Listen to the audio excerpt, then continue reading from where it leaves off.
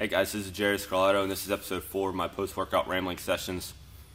And today I want to talk about put junk in and get junk out.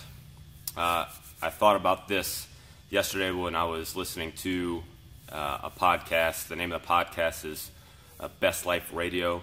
The host is Brian Patrick Murphy. He works at Mark Fisher Fitness.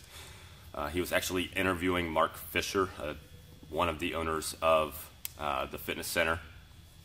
Anyway, they were talking about put junk in and get junk out. So obviously this idea is easily translated into food, which is how most people think of the idea. You put junk food into your body, you get junk out of your body. Your body can just more readily process and utilize nutrients from whole foods. Therefore, whenever you put foods that aren't whole, that your body doesn't understand what to do with or doesn't utilize completely, then you don't get the most out of your body. This goes with adolescents whenever they're going through puberty or whenever they're growing up. Anytime they're nutrient deficient in certain things, they just won't grow to their potential. They may not be as tall as they could be. They may not be as fast or strong as they could be, as smart as they could be, however you want to translate that. So put junk in, get junk out. That is easily translated into a nutritious sense. You can also translate that into just your mind and your overall thoughts in general. So there's this wonderful thing on TV called the news, and most of us watch the news. It's maybe part of your morning routine, afternoon routine, night routine, even reading the newspaper or other things. The problem with the news is it gives you, there's generally no good news.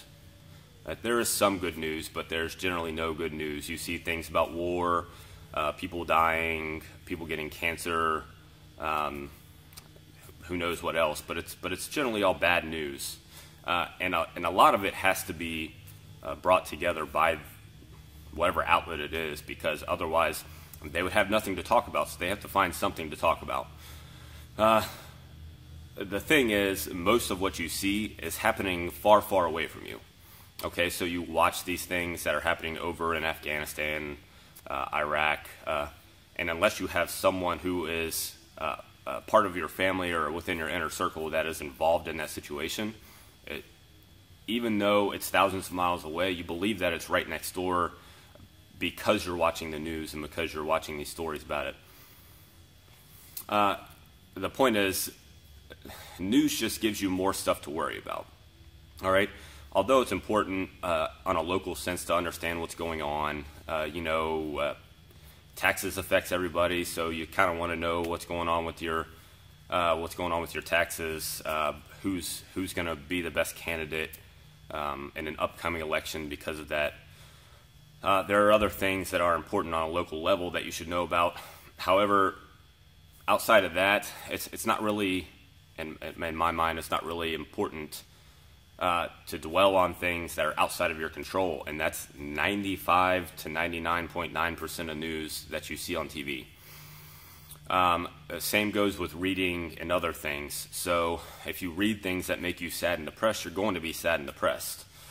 If you watch things on TV, if you watch movies that are typically sad and depressing, you're going to be sad and depressed. If you watch scary things, you're just going to be on edge all the time. So the media and the sensory input that you take in will also affect how you put it out. So I guess my challenge to you is that you go out and, number one, start your day with 5 things that you're grateful for.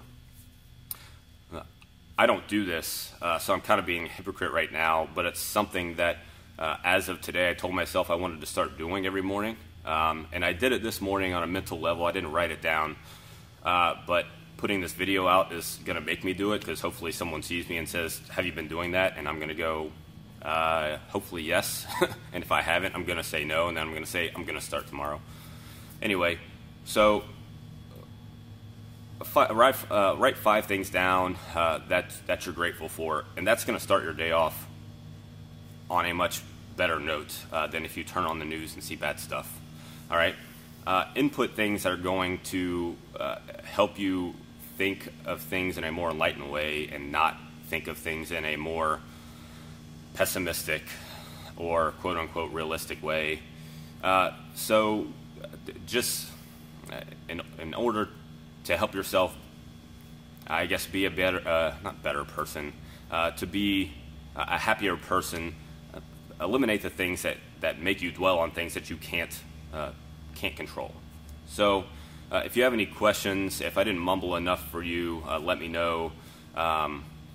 Otherwise, I'll see you guys next week. Thanks for listening.